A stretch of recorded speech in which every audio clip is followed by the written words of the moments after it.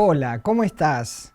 Bienvenido una vez más al programa Una voz del cielo. Hoy te traigo un título que es un poco raro, un poco pareciera no tener sentido. ¿Y por qué te digo esto? Porque el título de este mensaje que hoy nos convoca se llama Propiedad sin valor. ¿Y por qué parece extraño el título? Porque no hay propiedad que no tenga valor. Realmente es más, las propiedades han adquirido un valor tan alto que es imposible comprarlo, o por lo menos se necesita mucho dinero. Las propiedades han alcanzado valores tremendos. Y bueno, pero es así el título, propiedad sin valor, y te vas a dar cuenta que sí, que hay propiedades sin valor. Y la historia que hoy te traigo, que vamos a conversar y en la cual vamos a meditar y sacar también alguna aplicación para nosotros, ¿por qué no? Esto ocurre allá en el año 588 antes de Cristo y gobernaba en Judá un rey que se llamó Sedequías. Ya hacía 10 años y 10 meses que estaba reinando este rey y estaba en tremendas dificultades porque la ciudad de Jerusalén estaba sitiada hacía ya un tiempo y Babilonia había venido avanzando hacia Jerusalén. El rey con su ejército, el rey de Babilonia, el rey Nabucodonosor, había avanzado sobre las tierras de Judá y venía tomando las ciudades, y ahora le quedaba Jerusalén. Era un poco más difícil, pero él la tenía ya hacía tiempo sitiada. Y bueno, en esta circunstancia Dios le envía a este rey de Judá, Sedequías, un mensaje por medio del profeta Jeremías. Pero es un mensaje que provocaría en la vida de este rey un asombro tremendo, porque el mensaje que justamente Dios le enviaba a decir por medio del profeta Jeremías era que este rey con toda la nación o con todo el reino del sur, Judá, se tenía que entregar al enemigo. Qué mensaje desolador, desconsolador. Él dice que Dios le manda a decir, tenés que entregarte al enemigo, rendirte a él, porque no vas a poder ganar esta batalla. Y no solo eso, sino que no podrás usar tus armas, porque ni siquiera tendrás la fuerza militar para poder atacar o para poder solventar este embate que va a venir de parte del rey de Babilonia. Y no solo eso, Dios le dice a través del profeta Jeremías, no solo eso, sino que yo, dice Dios, me voy a poner del lado enemigo y voy a pelear contra ti. Increíble escuchar esta palabra por medio de un profeta, ¿verdad? Pero así es, el profeta le comunica a este rey Sedequías, el rey de Judá, lo que Dios va a hacer.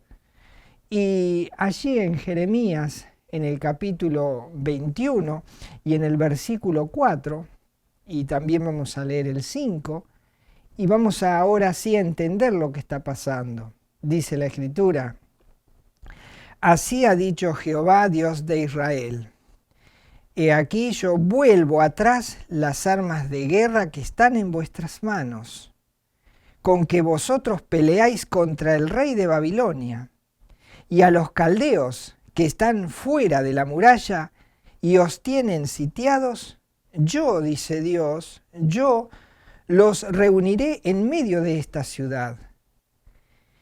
El versículo 5 dice, pelearé contra vosotros con mano alzada y con brazo fuerte, con furor y enojo e ira grande.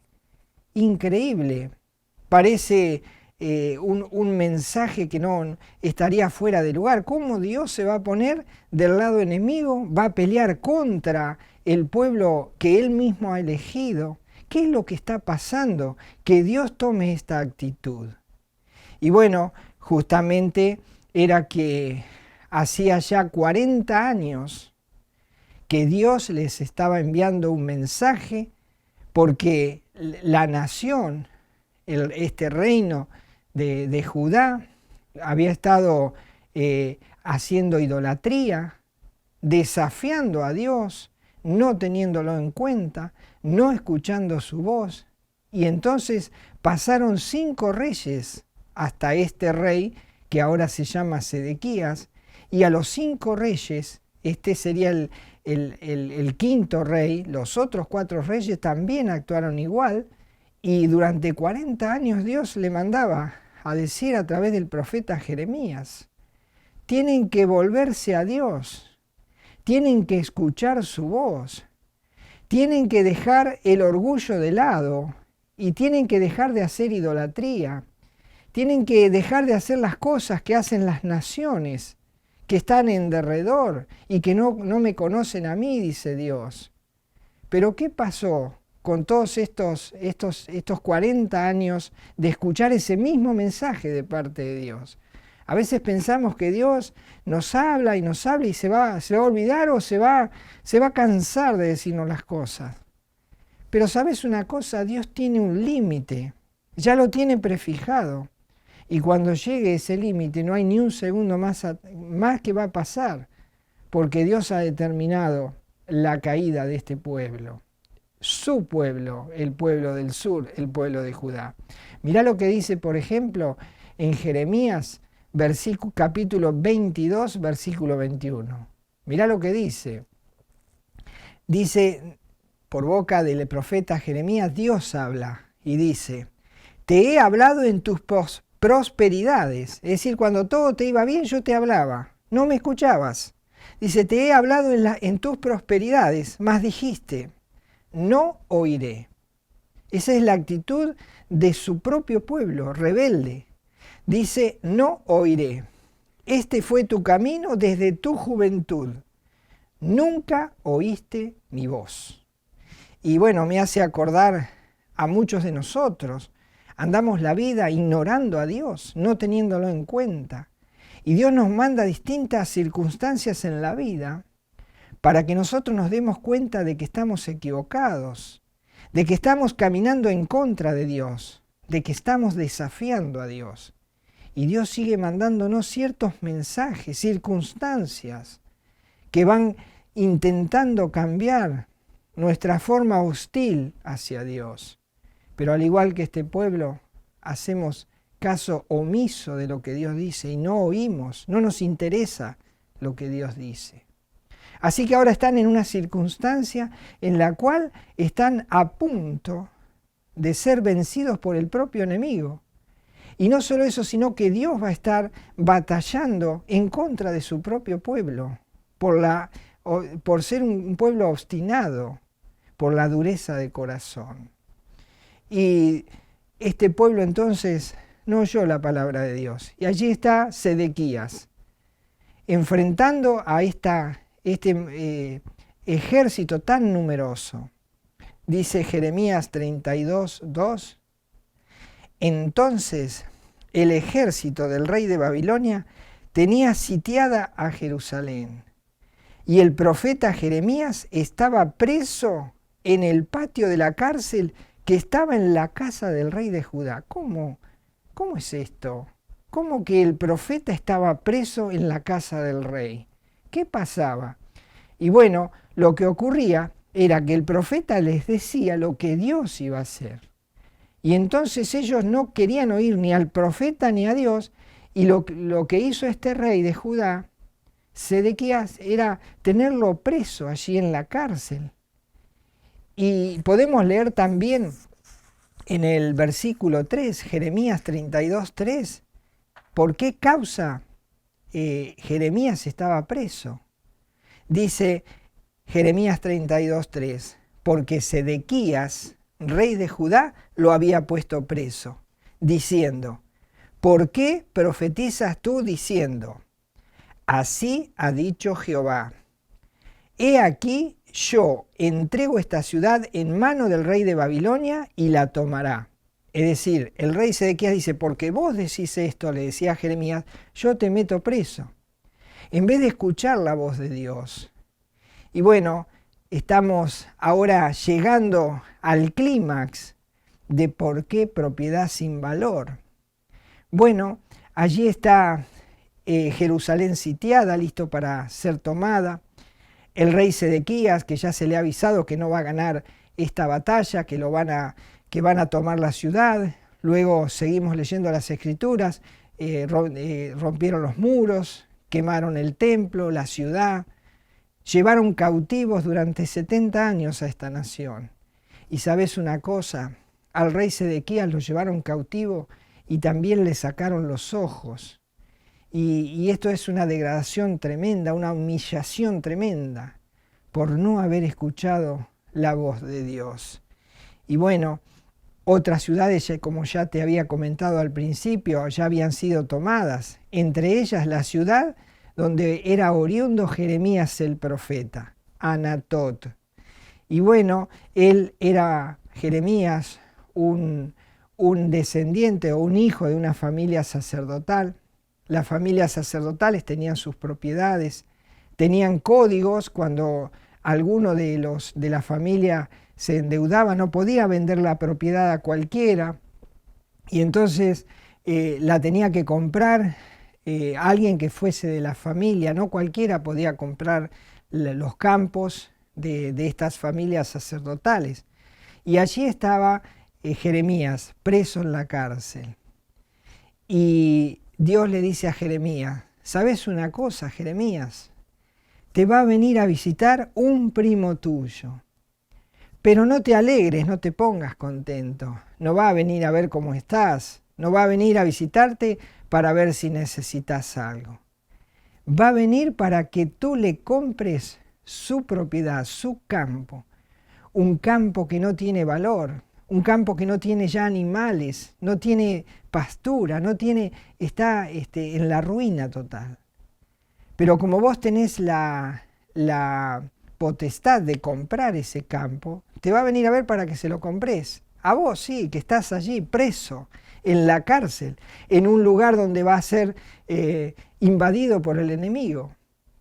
Pero ¿sabes una cosa? Jeremías dice, comprale la propiedad, comprásela y comprala al valor que vale la propiedad, no como está ahora, sino al valor que vale esa propiedad.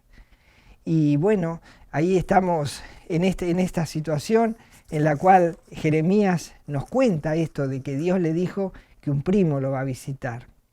Dice Jeremías 32:6, dijo Jeremías, palabra de Jehová vino a mí, es decir, Dios me habló, diciendo, versículo 7, he aquí que Anamel, hijo de Salum, tu tío, viene a ti, diciendo, cómprame mi heredad que está en Anatot, porque tú tienes derecho a ella para comprarla. Y entonces Dios le dice, bueno, comprásela, no digas nada, vos comprásela, para vos en este momento es un mal negocio, porque es una propiedad sin valor. Y entonces Jeremías reúne allí a todos. Si fuera en nuestro tiempo, llamamos al escribano, llamamos a los abogados, llamamos a los testigos, hacemos la escritura enfrente de todos para que todo se haga legalmente. Y eso es lo que pasó. Dice allí Jeremías 32:9, y compré la heredad de Anamel, hijo de mi tío, es decir, de mi primo, la cual estaba en Anatot, y le pesé el dinero, es decir, la tasé, puse el valor que valía, dice 17 siclos de plata, ese es el valor. Dice, y entonces ahora dice en el versículo 10, y escribí la carta y la sellé, es decir, era una forma de establecer legalmente las compras de las propiedades y que quedara todo bien legalmente asentado, registrado frente a testigos. Y dice, y escribí la carta y la sellé. Y la hice certificar con testigos. Y pesé el dinero en balanza. Eso se hizo todo legalmente, por más que el primo vino a venderle una propiedad sin valor. Él la compró como si fuera la mejor propiedad de la zona. Dice el versículo 11, tomé luego la carta de venta, sellada según el derecho y costumbre, y la copia abierta. Y bueno, él hace todos los papeles y se acostumbraba a tener una copia visible para que todo el mundo pudiese saber que eso era propiedad del comprador. Y entonces allí estaba como testimonio esa carta abierta a la vista de todos los testigos.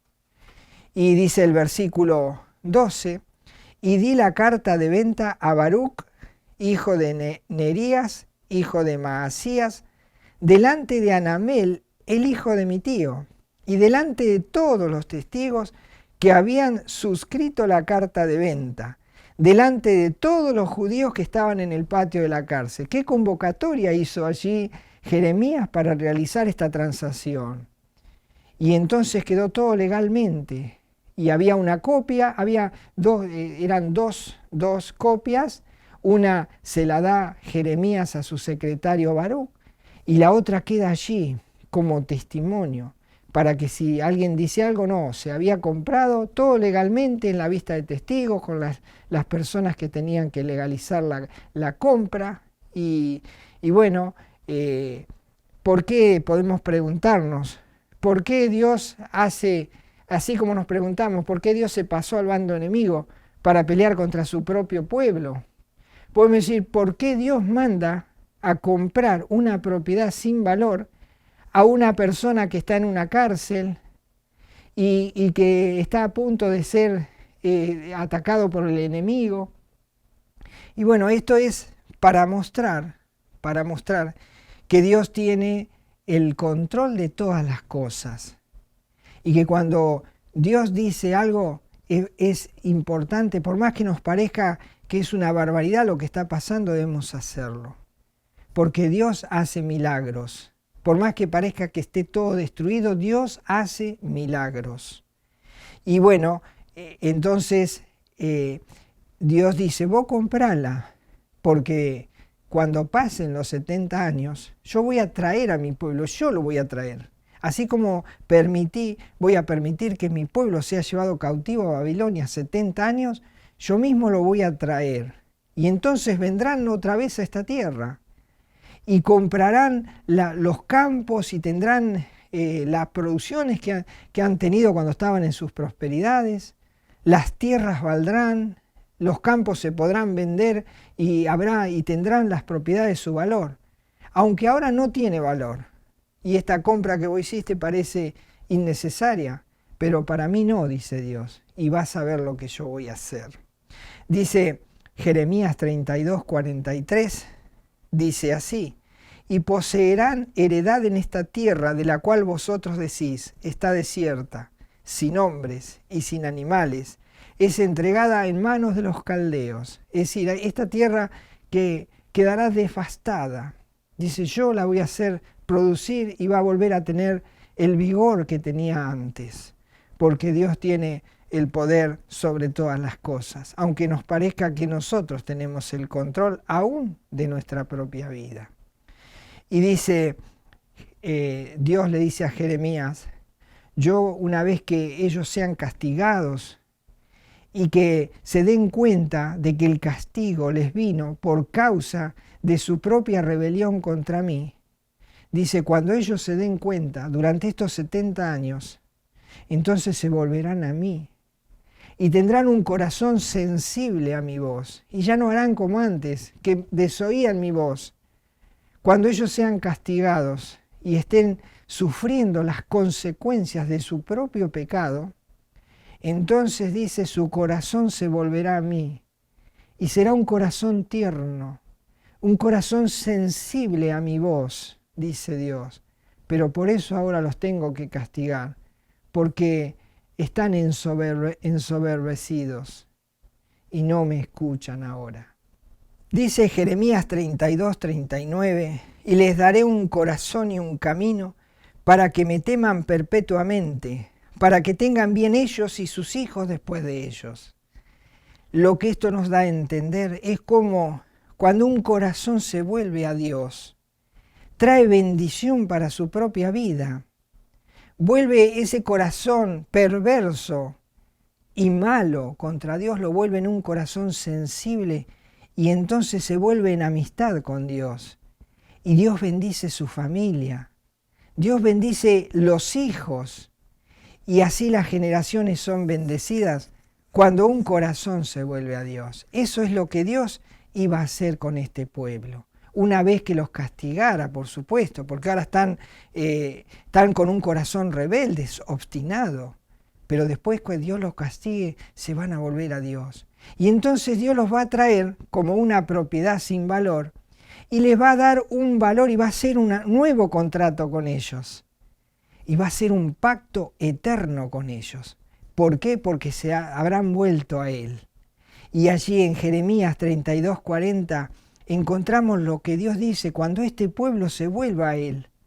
Dice, y haré con ellos pacto eterno, que no me volveré atrás de hacerles bien, y pondré mi temor en el corazón de ellos para que no se aparten de mí.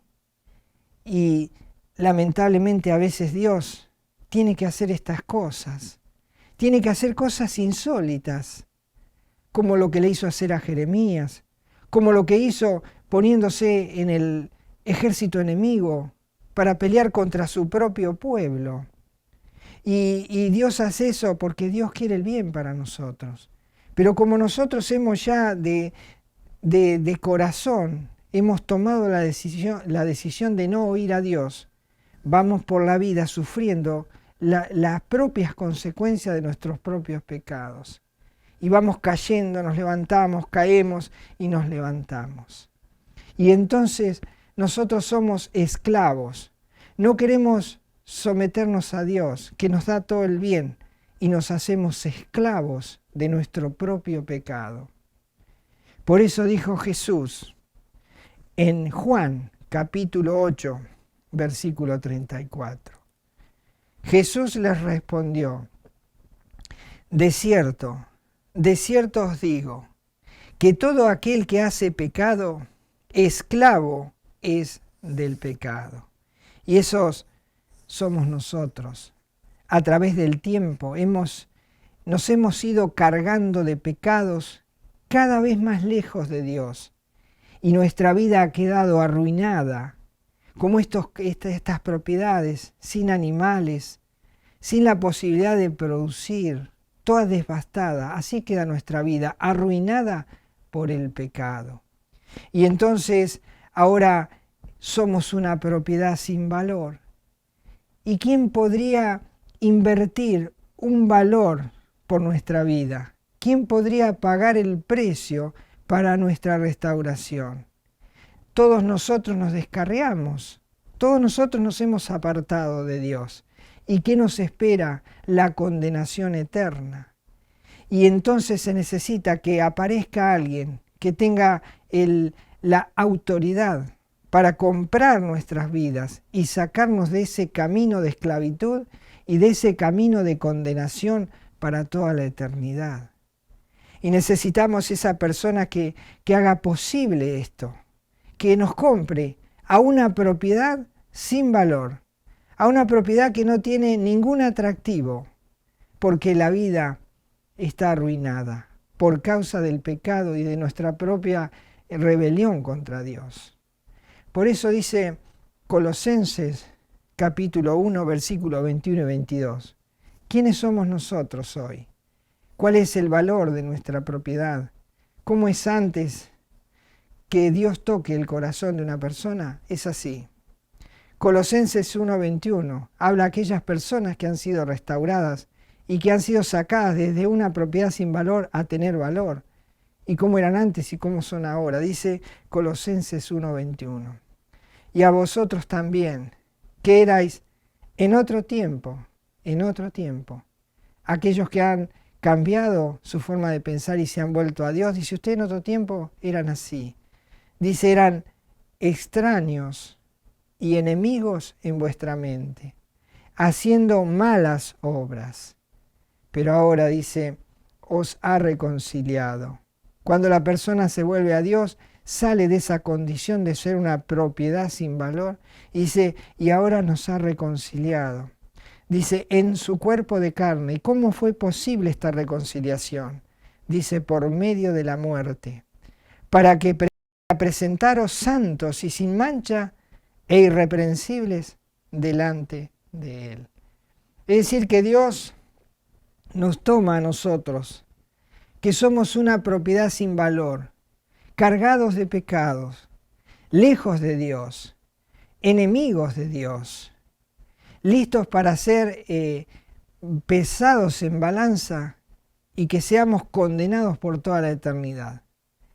Pero Dios no quiere eso. Entonces Dios envía a la persona indicada, así como le dijo a Jeremías, comprá esta propiedad sin valor. Dios el Padre envía a su Hijo y le dice, comprá esta propiedad sin valor, que te compre a ti, que eres una propiedad sin valor, que es una propiedad que no tiene futuro, que no tiene esperanza, que no tiene un camino eterno. Y entonces hay un acta, hay una carta que está abierta a la vista de todos los ángeles del cielo, está abierta a la vista de Dios, y que esa carta nos dice que estamos condenados por haber ofendido a Dios, por haber pecado contra Él, por haber cerrado nuestros ojos y haber endurecido nuestro corazón. Y entonces dice que Dios envía a su Hijo, y entonces Él viene a este mundo y encuentra esa carta. Y esa carta la toma, esa carta que nos es contraria, y que por esa carta nosotros somos condenados. Porque ahí dice la causa de nuestra condenación, nuestro pecado. Entonces dice que Él toma esa carta y la clava en la cruz. Y esa carta queda exhibida, como que a la vista de todos, Él en su muerte en la cruz compra esa vida, compra la vida que Él vino a salvar y a rescatar. Puede ser tu vida, puede ser la vida de cualquiera que se vuelva a Dios. Y entonces esa carta que nos es contraria, clavada en la cruz, dirá, yo compré esta propiedad. Eso lo puede decir solamente un solo comprador, que es el único que puede hacerlo. Y es Jesucristo, el Hijo de Dios, que murió en la cruz para comprarme a mí y para comprarte a vos una propiedad sin valor, para darle un nuevo valor y una nueva esperanza. Entonces dice Colosenses 2:14, anulando el acta de los decretos que había contra nosotros, que nos era contraria, quitándola de en medio y clavándola en la cruz, y despojando a los principados y a las potestades, los exhibió públicamente, triunfando sobre ellos en la cruz.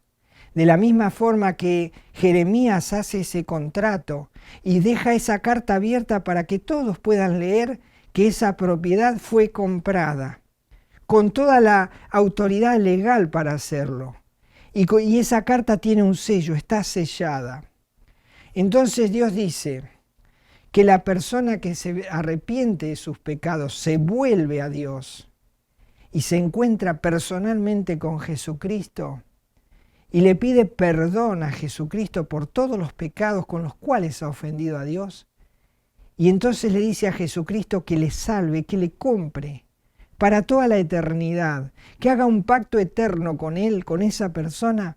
Entonces Jesucristo va a tomar el acta que es contraria de esa persona y la va a clavar en la cruz. Y va a quedar exhibida públicamente. Y entonces dice que cuando la persona se arrepiente y recibe a Jesucristo en su corazón, le pide perdón por sus pecados, reconoce que Cristo pagó en la cruz ese precio invalorable por una propiedad sin valor, entonces dice que si va a Jesucristo esa persona, confiesa sus pecados, recibe a Jesucristo en su corazón, dice que aparece un sello sobre su corazón. Es el sello del Espíritu Santo, que queda allí, es un impacto que se coloca en el corazón y Dios lo pone. un sello que nunca jamás saldrá y que ese sello dirá es propiedad de Dios. Y ese sello se llama el sello del Espíritu Santo, que lo recibe toda persona que se vuelve a Dios y recibe a Jesucristo como Señor y Salvador, como el comprador de su propia vida, una vida sin valor. Y leemos allí en Efesios capítulo 1, versículo 13, esto que te acabo de contar. Dice así, en él, dice, también vosotros, habiendo oído la palabra de verdad, es el evangelio que te estoy hablando en este momento. Dice, el evangelio son las buenas noticias de salvación para tu vida. Dice, en él también vosotros, habiendo oído la palabra de verdad, el evangelio de vuestra salvación, y habiendo creído en él, mirá, cuando vos oís el mensaje de Dios y lo creés y lo hacés propio para vos, lo tomás como que es para vos, entonces dice, y habiendo creído en el evangelio, en el mensaje que Dios te envía en esta hora, y dice, y habiendo creído en él, fuisteis sellados con el Espíritu Santo de la promesa. Allí quedó el impacto, quedó impregnado en tu vida el sello del Espíritu Santo. Eso lo hace Dios cuando tú te vuelves a Él. Cuando arrepentido recibes a Jesucristo, entonces Dios hace un pacto eterno. Lo hace contigo como lo hizo conmigo. Y entonces cuando digan, pero esta persona es una pecadora, que ha pecado, te ha ofendido, Jesucristo dirá, el acta que le era contraria a esta persona la clavé en la cruz y está a la vista de todos los ángeles del cielo y de todos aquellos que quieran ver que yo compré esta propiedad y que antes era una propiedad sin valor, pero ahora toma un valor eterno porque hice un pacto eterno con esta persona. Eso puede hacer Jesucristo en tu vida. Y en este momento puede ser eso, una propiedad sin valor, una propiedad que nadie puede comprar, porque hay uno solo que tiene la potestad o la autoridad para hacerlo. Como el caso del primo que viene a visitar a Jeremías. No había otro que pudiera comprar. Si Jeremías le hubiese dicho, no, no te la compro, entonces no había compra. Esa propiedad no se podía vender. Pero Jesucristo es el único que puede comprar tu alma y salvarla de una eternidad en el lago de condenación eterna. ¿Qué vas a hacer con esa propiedad sin valor que año a año ha ido cargando más y más pecado y has ido acumulando las ofensas contra Dios? Dios pone un límite, Dios tiene su tiempo y tal vez ya estás en los 40 años en los cuales Dios le habló a este pueblo y no quiso oír. Y entonces vino el juicio. Y tal vez estés en el último día y tal vez esté cumpliendo el plazo que Dios puso, el límite que Dios puso para ejecutar un juicio sobre tu vida. Y tal vez si pasas ese plazo sea demasiado tarde. Por eso es hora de ir a Jesucristo y establecer este pacto eterno con Él. Pedirle perdón, recibirlo en el corazón como Señor, como Salvador. Porque para eso Él vino a comprar tu propiedad sin valor, pero tuvo que pagar el precio, muy caro. Murió por ti y murió por mí. ¿Qué vas a hacer? ¿Te vas a quedar de brazos cruzados? ¿Te vas a quedar como si nada, como hizo este pueblo? Pasaron 5 reyes, pasaron 40 años de escuchar la voz de Dios y hicieron oídos sordos. ¿Qué les pasó? Vino el enemigo y los derrotó. Y entonces sufrieron 70 años de castigo. Pero el castigo que vos vas a recibir si no aceptás este pacto con Dios será eterno. Dios hace un pacto eterno, pero si no aceptas este pacto eterno, tendrás una condenación eterna. En este momento sos como ese primo de Jeremías. Necesitas ir al comprador y pedirle de corazón que compre tu propiedad sin valor. Pídeselo ya, no demores más, para que tu propiedad alcance un valor eterno. Y Dios ponga sobre tu vida el sello del Espíritu Santo porque has ido a Jesucristo y lo has recibido como Señor y Salvador. ¿Qué vas a hacer? Te dejo para que tomes la decisión. Te dejo con esta responsabilidad y espero que la tomes. Espero que hagas una buena venta, una buena inversión. Jesucristo te está esperando. Que el Señor te bendiga. Nos encontramos en el próximo programa. Hasta entonces.